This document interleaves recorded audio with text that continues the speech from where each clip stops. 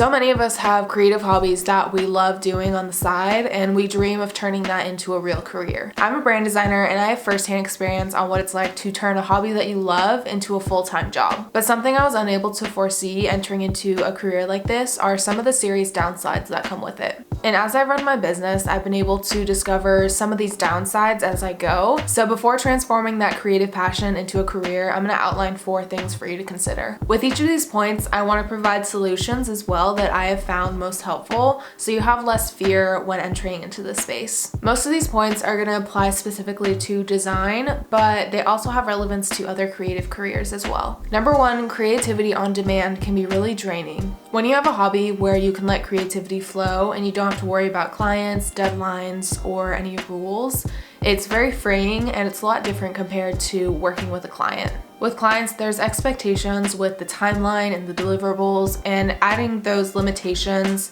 and also adding outside input from clients can cause some strain to that creative process. Constantly being under pressure to perform creatively can cause a lot of stress, especially when you run into the inevitable creative block. I see design in particular as a very experimental and playful dance, and the more and more constraints you put on the creative process, it can add stress to the designer and also have a negative effect on the result of the project. So what I find most useful to combat this is to take your time on projects and don't overbook yourself. Now, of course, you've got bills to pay, and there's probably a lot of people inquiring that you want to work with, but it's more important to respect your time and know your limits. When my business first started taking off, I just started booking as many projects as I could, and I was working with almost 7 clients a month, which is crazy.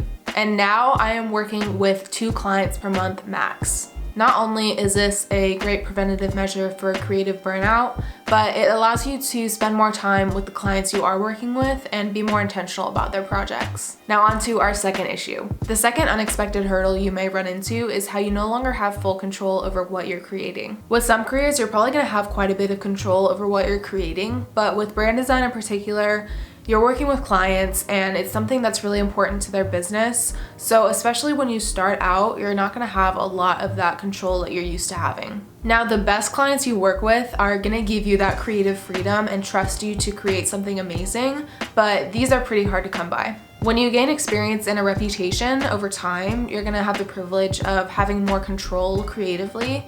But again, when you first start out, your clients are probably going to have a lot of input and you're going to have to give up some of that control. So in order to solve this problem, the main thing you're going to need is just time and experience. It takes time and building a reputation to really be allowed that creative freedom by all your clients. But something you can do before you spend those years building a reputation is to just establish some boundaries with clients. Before you even book a client, you can communicate with them that trust is really important to you, and you want to make sure that they respect your creativity and give you a little bit of freedom there. And as you're onboarding clients, you can kind of get a feel for them and see if it seems like they're going to give you some freedom or if they're going to be really strict and have a lot of limitations for you to go by. So with that, you'll be able to kind of weed out the bad clients and make sure you're working with people who are going to let you have some creative input and have some freedom in the process. All right, the third point I'm going to cover is how you need to be able to work with people well. Now, this is specifically with brand design, I would say. So with a brand design, it's more than just making pretty pictures. It's understanding the client's business down to the core and communicating well with them so they can express their ideas and expectations and feel comfortable with you as well. And also taking all of that and translating it into a beautiful brand design. This was a struggle for me because I'm not really a people person, but as I've had this business and I've worked with clients, I've learned more and more how vital it is to grow that skill and intentionally communicate with clients so that they can open up and I can learn more about their business and we can collaborate on this project well.